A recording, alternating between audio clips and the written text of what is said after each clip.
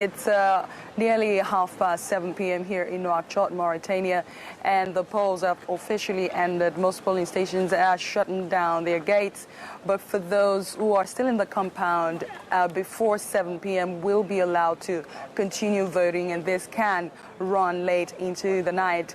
I can tell you for the places, the polling centers that we have been to, it's been quite a smooth process. We haven't seen or witnessed any kind of controversy except earlier today when representatives of Sidi Boubacar, a top contender in this election, alleged that there have been electoral malpractices. Now, we have also spoken to voters who have, of course, voted today. They said that they are expecting their votes to count.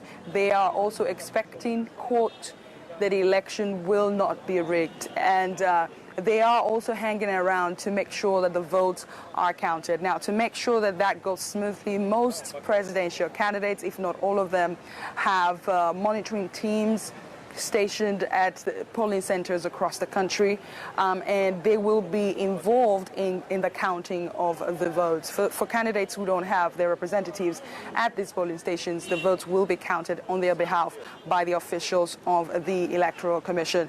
Now, we are also expecting that the counting will run late into Sunday or Monday, or even longer than that. We don't know what's going to happen because results have to trickle in from the suburbs and from outside Nouakchott. So we'll keep an eye open for whatever the outcome of this election will be. It's a big deal for the country, as we've been saying, hopefully producing the first transfer of power between civilian governments in nearly 40 years. But tell us, what are the biggest issues for the people of Mauritania? What are the biggest issues for the voters?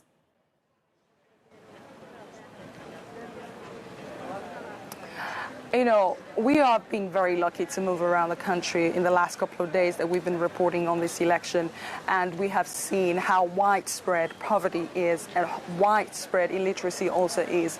And you would hear from young people, you would hear from their parents asking for just the basics: education, proper housing, social justice, which is a very touchy issue here. The issue of social justice